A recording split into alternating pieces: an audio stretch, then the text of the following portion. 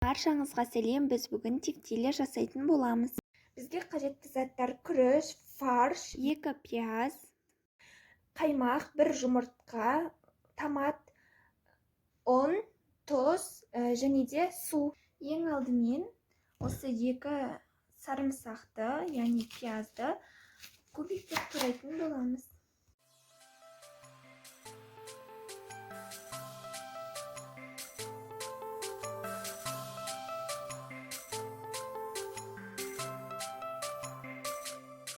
Жаңағы фаршымызға пиязымызды саламыз. Содан кейін қолмен жақсылап араластыратын боламыз.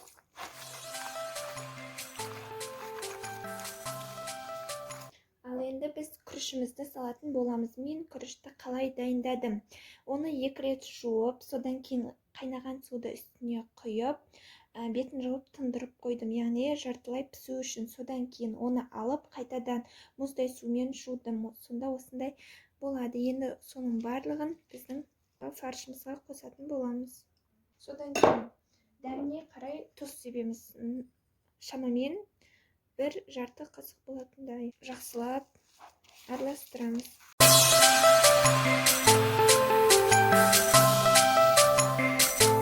Ал енді жұмыртқаны жарып салатын боламыз. Содан кейін тағы да барлығын жақсылап араластырамыз. Енді тефтиледің формасын келтіреміз. Осы 1 қасық алып, осылай дөңгелектің формасын келтіретін боламыз.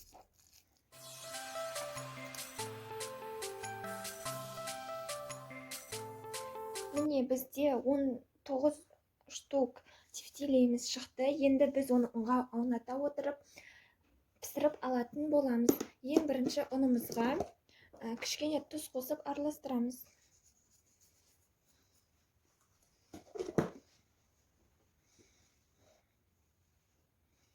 Тефтиледі алып, осылай барлық жағын ұнға малаймыз да, міне осылай пісіріп алатын боламыз. Майымызды қыздырып алып, тефтилелерімізді 2 жағынан пісіріп аламыз.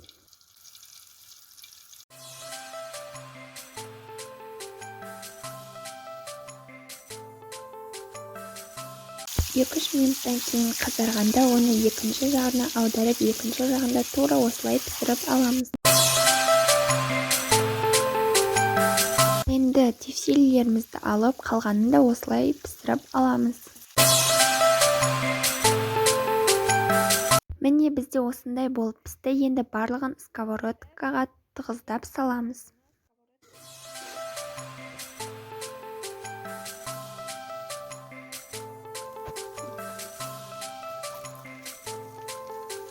Енді жарты стакан қайнаған суымызды құямыз. Ол тефтиледің жарты белінен аспауы қажет.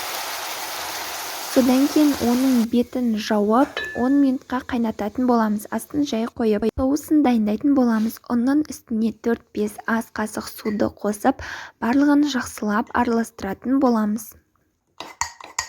Үстіне қаймақты қосып, тағы да жақсылап араластырамыз. Кейін оның үстіне 1 ас қасық томатымызды қосып, барлығын жақсылап араластырып, қалған суымызды құятын боламыз. Міне бізде осындай 1 стакан соусымыз дайын болады. Енді 10 минут өткен соң жаңағы біздің тефтилемізге әр жерінен 1 қасықтан құйып отырып, осы тефтилемізді салатын боламыз.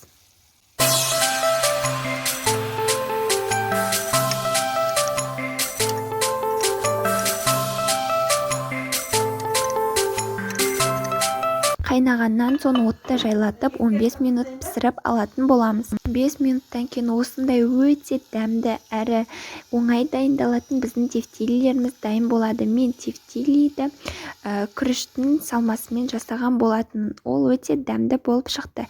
Егер рецепт ұнаса, лайк басып, каналға тіркеліп пікір қалдырып кетіңіздер.